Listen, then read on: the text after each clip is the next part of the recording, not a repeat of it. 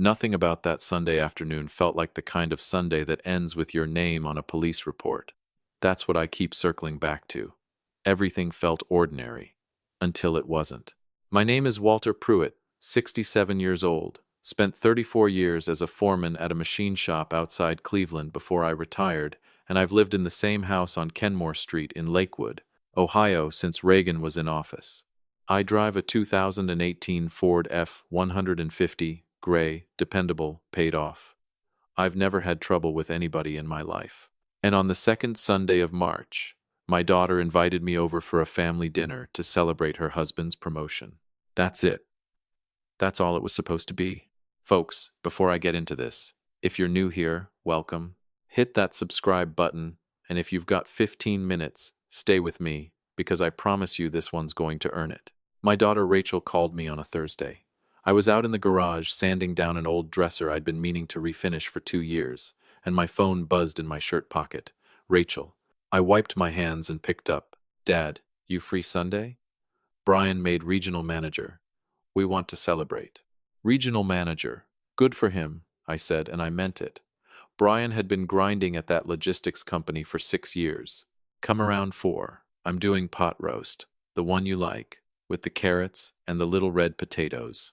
Rachel makes a pot roast that could make a grown man weep, and she knows it, and she uses it strategically, which I've always found funny rather than manipulative, because that's just Rachel. My daughter has never had a subtle bone in her body. Who's coming? I asked. Just us. Brian's brother Curtis is staying with us right now, you remember. He's between places, so he'll be around. And Brian's mom, Diane, is coming in from Toledo. I hadn't seen Curtis since Thanksgiving, and I didn't know Diane well, but I liked her fine the few times we'd met. Nothing about the guest list gave me a single moment's pause. 4:30, Rachel said. Come hungry, old man. I laughed. I'll bring the wine. I hung up, went back to sanding that dresser, and spent exactly 0 seconds thinking there was anything to worry about. I want you to understand that going in. I was looking forward to it. I like my son-in-law. I love my daughter, beyond reason. It was a Sunday dinner to celebrate good news. That's all it was supposed to be. Sunday morning I got up around 7, made coffee, read the paper on my back porch, until the cold ran me back inside. I've got a little routine at my age: coffee, paper, maybe 45 minutes with a crossword, and I don't deviate from it much. By 2 in the afternoon I'd showered, put on a clean flannel and my good jeans, stopped at the wine shop on Detroit Avenue, and picked up a bottle of red I couldn't pronounce, but the fella behind the counter swore by, drove the truck over to Rachel and Brian's place in Rocky River feeling, if I'm honest with you, about as content as a man can feel. Rachel and Brian bought a nice colonial about 4 years back. White with black shutters, a porch swing Rachel never sits in but insists on keeping, and a yard Brian mows in perfectly straight lines because that's the kind of man Brian is. I pulled into the driveway behind Curtis's Charger at about 4:20, sat there a second with the engine ticking, and looked at the warm light coming through the front windows. Smelled like somebody had a roast going even through the closed truck door. Nice, I thought. This is going to be a good evening. Rachel opened the door before I even got up the steps, pulled me into a hug that about knocked the wind out of me, which was a little more enthusiasm than usual, but it was a celebration, so I didn't read anything into it. Dad. Right on time. Give me your coat. Brian came around the corner with his hand already out for the wine bottle, grinning ear to ear. Walt. Good to see you. Come on in. We're celebrating tonight. Curtis was camped out on the couch with a beer, watching golf with the sound down low. He lifted the bottle in my direction. Walt. How's retirement treating you? Can't complain, I said, and settled into the recliner across from him. Curtis is younger than Brian by about 8 years, and from what I understood he'd gone through a rough patch, lost his job at some warehouse outfit. Girlfriend left him around the same time, and he'd been staying in Brian and Rachel's guest room since sometime after the holidays. He seemed a little worn around the edges, but pleasant enough. We watched golf together in that easy quiet men fall into when they don't need to talk to enjoy each other's company. Diane arrived from Toledo around 4:30, gave me a warm hello and a hug that smelled like her car's air freshener, and settled onto the couch with a glass of white wine Rachel poured her without asking. Everything about that afternoon was completely, Entirely normal. I need you to understand that because it matters later. Nothing about that living room, that smell of pot roast, that low murmur of golf commentary, gave me one single reason to be anything but happy. About 20 minutes before Rachel called us to the table, Brian came out of the kitchen holding a small brown bottle with a plain label, the kind of understated packaging that costs more than it looks like it should. Hey, before I forget, Walt, you mentioned your knee's been bothering you again. I had mentioned that. Passing comment. A few weeks back on the phone, about my knee acting up in the cold weather like it does every winter. Curtis has been seeing this naturopath in Westlake, Brian said. Guy's supposedly got half the golf club on this stuff. Joint support, all natural. Curtis, tell him. Curtis nodded from the couch without looking away from the TV. Changed my life. Man, my back's been better than it's been in years. I looked at the bottle. I looked at my son-in-law, a man I've genuinely liked since the day Rachel brought him home. I appreciate it, Brian, but I don't take things I haven't run by my doctor. It's not a medication, Walt. It's botanical extract. Turmeric, some other stuff I can't pronounce. Curtis had the same reaction at first. He sat down on the arm of the recliner.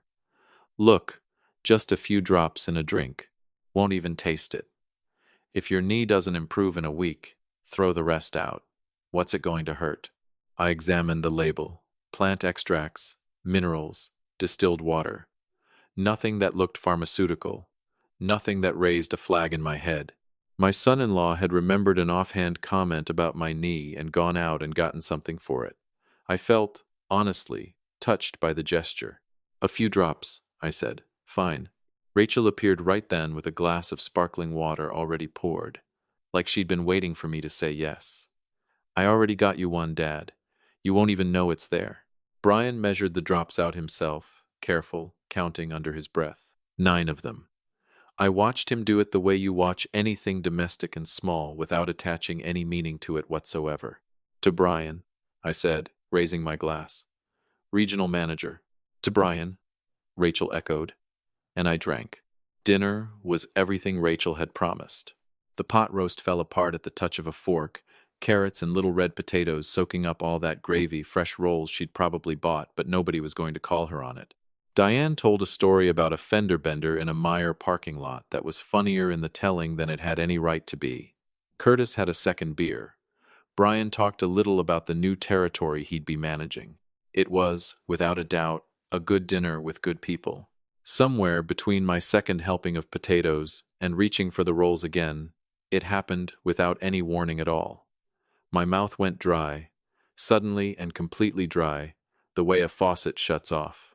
I reached for my water and noticed, in a strange, distant way, that my hand felt a half-second slow answering the instruction I'd given it. A metallic taste crept across the back of my tongue. I set my fork down quiet and took a breath. The room hadn't moved, but something in my balance had shifted just slightly, like the floor had tilted 1 degree and then stopped. Am I coming down with something? I thought. Genuinely thought that. A bug, maybe the start of a spring cold. I'm 67. My body sends memos now and then without an explanation attached. You doing all right, Dad? Rachel's voice from across the table. Fine, I said. Just a little warm in here. I smiled at her. This roast is the best you've made yet. She beamed, and I kept eating, kept talking, but that metallic taste didn't go anywhere and the wrongness in my balance didn't pass the way a head rush usually does. It just sat there and slowly got heavier. Excuse me a second, I said, setting my napkin down. Gonna grab some water from the kitchen. I'll get it. Rachel started to rise.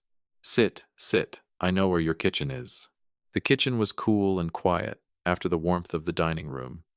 I filled a glass at the sink and stood there drinking slow, waiting on whatever this was to pass. It didn't pass. My hand, still not fully cooperating, clipped the edge of a dish towel hanging off the oven handle and knocked it to the floor. It slid under the edge of the lower cabinet, and when I bent down to grab it, I saw the box. Wedged behind the trash can, half crushed, pushed back far enough you'd never notice it standing up straight. A small white pharmacy box, with the kind of clinical printed lettering that belongs in a medicine cabinet, not tucked behind a kitchen trash can. Someone in this house is sick and hasn't told me. was my first thought. My only thought, genuine concern. The instinct of a father who's spent his whole life being the one people call when something's wrong. I picked it up and turned it over. Zolpidem. I didn't recognize the name. I want to be clear about that. I wasn't alarmed by the word itself.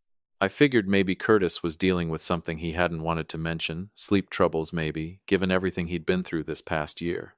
I took out my phone to look it up, mostly so I'd know whether to say something or just let it be. I typed it into the search bar. Read the first result. Read it again. Zolpidem, sedative hypnotic, potent short-term memory suppression, elevated fall risk and disorientation in older adults, contraindicated for use without medical supervision in patients over 65. From the dining room, I could hear Diane laughing at something, easy and normal, and underneath it, the low, comfortable sound of a family finishing Sunday dinner. I stood dead still in my daughter's kitchen and let that information arrange itself in front of me the way a bad weld shows itself once you know where to look. 9 drops, carefully measured. Rachel already holding the glass before I'd even said yes. No, that's not possible. The room tilted again, slightly, and I understood with a cold, clean certainty that the tilt hadn't come from a cold, or from wine, or from the warmth of a good dinner. It had been sitting in my glass before I ever picked it up. I folded the box and slid it into my flannel pocket, turned off the tap, picked up my water glass, and walked back to that table. Sat down, smiled at my family, reached for the rolls. I said nothing, because I didn't know for certain yet. But something had shifted in that kitchen that I couldn't shift back. Before I left that night, Brian pressed a brand new sealed bottle of those drops into my hands at the door. Take it every day, Walt. Give it 2 weeks. Your Neil, thank you. I looked at my son-in-law's face, open, warm, smiling, and searched it the way you'd search a weld seam for the crack you're praying isn't there. Will do, I said. Thank you, Brian. I walked to the truck, sat in the dark, a minute before I turned the key. Maybe it's nothing, I told myself. Maybe there's a reasonable explanation. I drove home to Kenmore Street and sat at my kitchen table staring at that little pharmacy box for a long, long time. Then I picked up my phone. Not because I was sure, because I needed to be. Stay with me here, because what I found out next, I wasn't ready for. There's a moment in a man's life when the floor drops out from under him and nothing after looks the same. Mine came at 1:45 on a Sunday, alone at my kitchen table in Lakewood, staring at that box like it was something that might explain itself if I looked long enough. I hadn't touched the bottle Brian gave me. It sat there under the overhead light next to the pharmacy box, unopened like 2 small pieces of evidence nobody had labeled yet.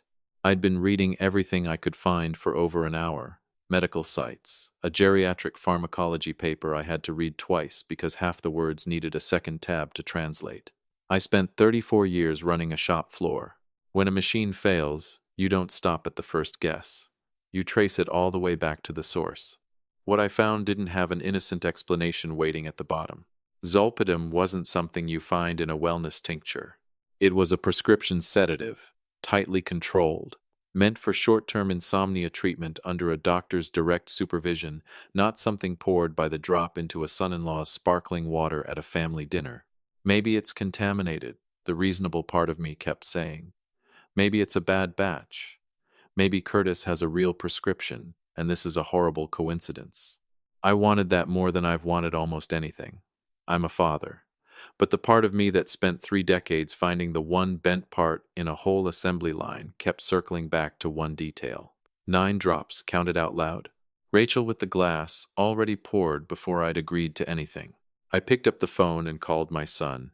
Danny Pruitt lives in Columbus, 31 years old, works as a paralegal for a firm that handles elder law and estate litigation, sharp as anything, twice as careful. He and Rachel had a falling out 4 years back over our late wife's wedding ring, a fight I always suspected Brian had a quiet hand in stirring up, though at the time I chalked it up to siblings, being siblings, and grief doing strange things to people. I was wrong about that. I've been wrong about more than I'd like to admit tonight.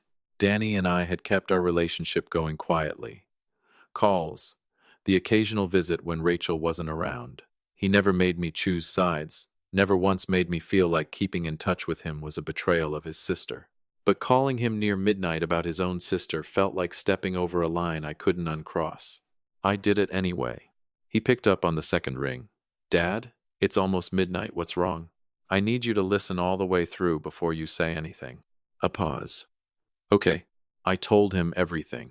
The call from Rachel, the dinner, the drops Brian measured out, the way it hit me mid-meal, the dry mouth and the metallic taste, and the floor tilting in a way that had nothing to do with the wine. The dish towel falling, the gap behind the trash can, the pharmacy box, the search results at the kitchen sink with the water still running. I told him about the sealed bottle Brian pressed into my hand at the door with a smile. Take it every day, Walt. I talked for close to 10 minutes straight. When I finished, the line went so quiet I checked to see if the call had dropped. Danny? I'm here. His voice had changed completely. That midnight alertness had shifted into something colder, something I recognized. I'd heard that same stillness in him once before, when he was 17 and found out his high school guidance counselor was steering low-income kids away from college applications to pad graduation stats. He built a case against that man so thorough the school board fired him inside a month. Don't touch that bottle, Danny said. I'm not touching it. Is it sealed? Factory sealed? The box you have, is that sealed too? No, that one's opened, half crushed. That's the one I found in the trash. Good. Keep both anyway. I need everything shipped down to me first thing in the morning. Not the postal service. Use a courier, somewhere off the beaten path. And Dad, don't put your name on the return label. That sentence landed different than everything before it. That wasn't a son being cautious. That was a paralegal treating this like evidence. What are you thinking? I asked, though part of me already knew I didn't want the full answer. I'm thinking I need to know exactly what's in that bottle before either of us says another word to your daughter. I got some sleep, or something close to it. Drove to a shipping store off Detroit Avenue at 8 the next morning. Cold, flat March light. The lake wind cutting sideways down the street. Paid cash. Used my neighbor's name and address for the return label. A retired mailman 2 doors down who's owed me a favor since I helped him fix a leaning fence 3 summers back. He didn't ask questions. Good man. 3 days later, Wednesday, I was sitting in my recliner pretending to read the same page of a paperback I must have looked at a dozen times without a single word landing. Phone rang at 10:15. Danny. No greeting. Lab came back. I rushed it. I know a guy at an independent toxicology lab in Columbus. He owed me a favor. Already? Dad, I need you to stay calm. I wasn't calm to begin with. Both the open box and the sealed bottle. They're carrying zolpidem way beyond anything you'd get from a prescribed dose, concentrated enough that the toxicologist flagged it right away. A pause. His exact words, and I'm reading it straight off the report consistent with a pattern of deliberate impairment. The living room went dead quiet. Outside, a truck rattled down Kenmore Street, completely ordinary sound on a completely ordinary Wednesday morning. Deliberate impairment. How bad? I asked. Because I'm a man who fixes things, and I needed the number even knowing the number was going to gut me. Concentrated enough that if you'd taken it daily, like Brian told you to, the cumulative effect on a man your age would produce real cognitive symptoms inside 2 to 3 weeks. Falls, memory gaps, confusion severe enough that anyone watching you would swear you were declining fast. They needed it to look real, I said. They needed documentation.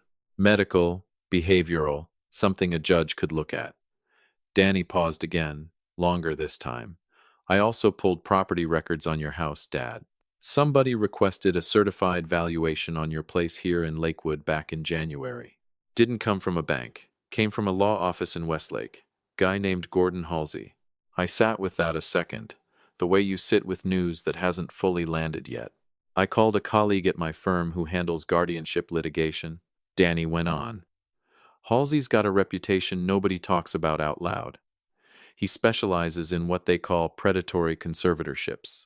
Finds families with an aging parent who's got equity or savings, walks the family through building a paper trail of decline, then files a guardianship petition the second there's enough documentation to convince a judge. Once that petition's granted, you lose control of everything. Your house, your accounts, your say in your own life. It all goes to whoever the court appoints. My house, paid off in full 11 years ago. My pension, my savings, 34 years of careful, unglamorous saving that I'd built the same way I built everything slow, steady, no shortcuts. Curtis signed something too, I said. It wasn't a question. Curtis is listed as a co-petitioner. A beat. Dad, Curtis moved into that house back in November, right around when this valuation request went in. I sat with that. My son-in-law's brother, 39 years old, recently unemployed, recently single, landing on Brian's couch 2 months before all this started with his beer and his golf and his easy manner. They bought him in, I said quietly. That's my read, Danny said. His name on that petition isn't a guy doing a favor for family. That's a man who needed money and found a way to get some. I closed my eyes. The pieces slid into place with a sick, heavy click. Curtis's sudden crash on their couch, the convenient timing, the drops he'd apparently been taking for months himself, likely a lie meant to make the whole thing look normal to me. Brian ran the operation. Curtis provided the family cover. It was a machine built to grind down one old man's mind, piece by piece, on schedule. Are you okay? Danny asked, and his voice had that same barely contained edge his mother used to get, the one I'd apparently passed down without meaning to. Was I okay? Sitting in the house I've lived in since 1991, looking at the same maple tree out front I've watched grow for 3 decades, just told that my daughter, my son-in-law, and his brother had built a scheme to drug me, document a fake decline, and take everything I'd worked my whole life for. I will be, I said. What do? We do this exactly right. No confrontation, no calls to Rachel, nothing that tips them off that anything's different. You hear me? Total normal. Understood. First thing, I'm getting you a full independent cognitive evaluation, the kind that holds up in court. There's a neurologist outside Columbus, Dr. Priya Anand. She's testified in guardianship fraud cases before. I've already called her office. He'd already called. Before he even gave me the lab results, he'd made the call. We get you evaluated clean and on the record before they can file a single thing, Danny said. That's the foundation everything else stands on. When? Friday. I'm driving up Thursday night.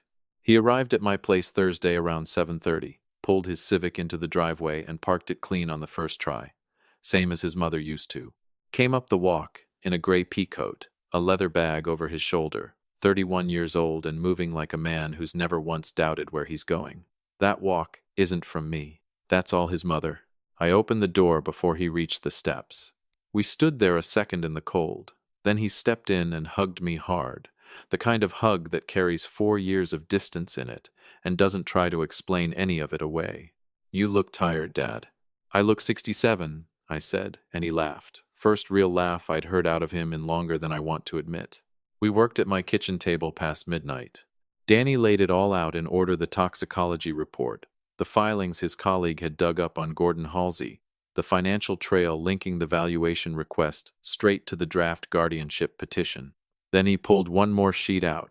Halsey's done this before, he said, tapping it. 3 prior petitions in Cuyahoga and Lucas counties, 2 flagged by the state for irregularities. He's got a pattern, Dad. He finds the family, coaches them, waits until the paper trail's thick enough, then files. He looked up at me. Brian didn't come up with this on his own. Somebody walked him through every step of it. I looked at those papers spread across my kitchen table, the same table Rachel used to do her homework on when she was 10 years old, back when this house was loud and full and whole. Friday morning we drove out to the clinic outside Columbus. Danny in the passenger seat, coffee in the console, radio down low, just a father and son on an ordinary drive, which is exactly what it needed to look like. I was in with Dr. Anand 2 hours and change. When I came out, Danny stood up from the waiting room chair, still as a held breath. Dr. Anand stepped out behind me and said, plain and direct, your father's cognitive testing puts him at the top of his age bracket. Whatever claim somebody's planning to make, there's no medical ground under it. I watched relief. Then something harder crossed my son's face in the span of about 2 seconds. Okay, he said quietly. Now we build the case. And over the next 10 days, that's exactly what Danny Pruitt did. If you've stuck with me this far, drop a comment and let me know where you're tuning in from tonight. I read every one. Danny filed a preemptive petition in Cuyahoga County establishing my full legal competency, Dr. Anand's evaluation attached and certified. Any guardianship filing Brian tried now would run headfirst into a wall he didn't know was there. He submitted the toxicology report, the box, the sealed bottle, and the full lab analysis to Ohio's Adult Protective Services, and the file got kicked to the Lakewood Police as a criminal matter. A detective named Renee Marsh caught the case, patient, methodical, the kind of woman who builds a file the way I used to build an assembly, one solid piece at a time. He forwarded the whole paper trail to the county prosecutor's office. Gordon Halsey's involvement, the drafted petition, the valuation request timeline. And then Danny did one more thing, mentioned almost like an afterthought while we cleared the table around 1 in the morning. I filed a bar complaint against Halsey too, he said. Attached the whole file. He's not walking away from this one clean. 10 days later, on a cold Tuesday morning, I called Brian and told him I needed to sit down with the family about some paperwork my lawyer had flagged, something about the house that needed clearing up before the end of the month. I kept my voice a little slow, a little uncertain, the voice of a man having some trouble keeping track of things. Brian agreed before I even finished the sentence. Of course he did. As far as he was concerned, everything was arriving right on schedule. I dressed careful that morning. Clean flannel, my good jeans, the leather jacket Rachel got me for Christmas years back. Stood at the bathroom mirror a second, straightened my collar, and walked out the door. Pulled into their driveway at 2 o'clock sharp. Rachel opened the door before I could knock, same warm smile as always. Dad, come in, can I get you something? Just water, I said, pleasant as anything. She didn't flinch. Not a flicker. Brian and Curtis were in the living room. Both stood up when I walked in. That same, careful, attentive way I now understood wasn't respect at all. It was management. Keep the old man calm and comfortable right where you need him. Walt, Brian said, pulling me into a hug, warm and completely convincing. Glad you came. Sit. In a minute, I said, looking around that living room. The same careful staging I'd sat in 100 times without ever once questioning it. I checked my watch. 2 minutes. So, Brian said, settling into his chair with the easy confidence of a man holding every card at the table. What the lawyer flag? Flagged everything I told him, I said. A small silence. Brian's smile held steady. The doorbell rang. I watched my son-in-law's face while Danny Pruitt walked through his front door, and I'll tell you, in 67 years, I've seen a few things I'll never forget my daughter's face the day she was born. A sunrise off Lake Erie after a third shift I never wanted to end, and this belongs right up there with him. Brian's smile didn't collapse all at once. It went in stages, like a light losing power one bulb at a time. Rachel made a sound behind him that wasn't quite a word. Curtis stood halfway up off the couch and sat right back down. Danny walked in like he owned every square foot of that floor. Set his bag on the coffee table, opened it without a hint of rush, and laid 3 documents out side by side. The first, he said, voice level as a foreman's, is a certified toxicology report confirming the supplement bottle given to my father contains concentrated zolpidem, well beyond anything therapeutic. The lab's own language consistent with a pattern of deliberate impairment. Rachel sat down hard on the arm of the couch, all the color gone out of her face. The second is the guardianship petition drafted by Gordon Halsey of Westlake, naming Brian Cross as primary conservator of my father's estate, with Curtis Cross listed as co-petitioner, along with a paper trail showing preparation going back to January. Curtis was staring at the carpet like it owed him money. The third is an independent cognitive evaluation from Dr. Priya Anand, dated this past Friday, establishing my father's full legal competency. Danny looked up, moved his eyes slow across all 3 of them. So to be very clear about what happened here, you drugged a fully competent man, built a false record of decline, and put your names on the paperwork for exactly why you did it. That's not a mistake. That's a plan. And we built one too. Brian stood up. Everybody just this isn't. Sit down, Brian, I said, and something in my voice must have carried because he sat. I want a lawyer, he said, and whatever confidence he'd been running on all afternoon had gone hollow underneath. First smart thing you've said all year, Danny told him. I took out my phone and called Detective Marsh. She picked up on the first ring. We're ready, I said. They came in two unmarked cars, no lights, no noise, just four officers moving with the kind of quiet that's worse than any siren. Detective Marsh walked in like she had all the time in the world. Because she did, because the case was already airtight. Rachel started crying the second Marsh began reading the charges, real crying, not the practiced kind I'd seen from her my whole life, the kind that comes when the whole structure of a lie gives out at once. Curtis wouldn't look at anybody. Brian said nothing, stared at his own shoes, while Marsh talked, and I understood from the shape of his silence that somebody, maybe Halsey, maybe just instinct, had coached him on exactly what not to say if this day ever came. Then the cuffs came out, and Brian looked up. Not at Danny. At me. Walt. His voice cracked clean in half. I don't know what made me ask. Maybe 34 years of finding the exact spot where a thing failed. Maybe I just needed to hear him say it. Why? I said. Just that.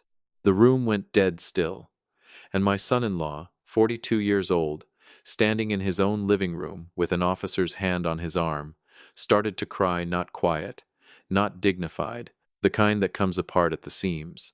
I didn't mean for it to go this far, he said. The new territory, the promotion I'd already put money down on things I shouldn't have, loans I couldn't cover once the numbers came in short. Curtis came to me back in the fall. He said there was a way, and I told him no. I told him I wasn't doing that. But you did it anyway, I said. Rachel said, his voice dropped. She said it wasn't really hurting you, that you'd end up needing help eventually anyway, and this way at least it'd be family managing it instead of strangers. She said it wasn't wrong, just early. That was the math they'd done on my life. I looked at my daughter, both hands over her mouth, tears running quiet, not looking up at me at all. Look at me, Brian, I said, and he did. You sat across from me at that table, counted 9 drops into my glass yourself, watched me get sick, and traded a look with your wife over the gravy boat. Then you handed me a full bottle at the door and told me to take it every day. I let that sit a second. That's not a man who made a bad call under pressure. That's a plan. Own it. He couldn't answer through the crying. I turned to Detective Marsh. I'm done. Brian Cross, Rachel Cross, and Curtis Cross were each charged with felony elder abuse, criminal conspiracy, and administering a harmful substance under Ohio law. Gordon Halsey was referred to the state bar and suspended pending criminal investigation for his role running the scheme. Brian was terminated from his company the same week the cuffs went on regional manager for exactly 11 days. When the house emptied out, it was just me and Danny. The candles Rachel had lit on the mantel that afternoon were still burning, small and strange against everything else in the room. I walked to the front window and looked out at that quiet street, bare trees, gray March sky. 10 days ago, I'd parked my truck right there, genuinely happy about a pot roast. Danny came and stood beside me. The trust paperwork's already filed, Dad. Your house, your accounts, everything's protected, and it's entirely yours. Every decision, I'm just the one holding the folder. He paused. This was never about anything for me except you. I knew that. I'd always known that, if I'm honest, long before any of this happened. That's the whole difference between my son and my daughter. One of them looked at me across a table and saw his father. The other looked at me and saw a house that hadn't sold yet. I know, I said. He leaned his shoulder against mine for 1 second, then straightened up. Let's get you home. We walked out of that house together, and I didn't look back once. The March air came at us clean and cold and honest, the best I'd felt in 10 days. There's a diner on Detroit Avenue, I told him. Best patty melt you'll ever eat, and it'll ruin every patty melt in Columbus for you after. Danny laughed, full and unguarded, a sound I hadn't heard enough of in 4 years, and it landed somewhere deep in my chest and stayed there. The case went to trial that summer. I sat in that courtroom in my good jeans and a clean shirt on sentencing day and listened to a judge lay it out plain that what happened to me wasn't a family falling out. It was a crime, and it would be treated like one. Brian got 3 years. Rachel, 2.5. Curtis, 2. Gordon Halsey's own case is still working through the system. I didn't feel any triumph walking out of that courthouse, and I want to be straight with you about that because I think you've earned the honest version by now. You don't feel triumph watching your own daughter get sentenced. You feel the weight of every birthday, every phone call, Every Sunday dinner you'd give anything to go back and see clearly the first time. But underneath all that weight, steady and permanent, there was something else. Clarity. The particular kind that comes to a man who's been lied to for a long stretch of his life and has finally, completely stopped being lied to. If this one got to you, share it with somebody who needs to hear it. Hit that like button, subscribe if you haven't, and tell me in the comments where you're watching from tonight. I'll see you on the next one.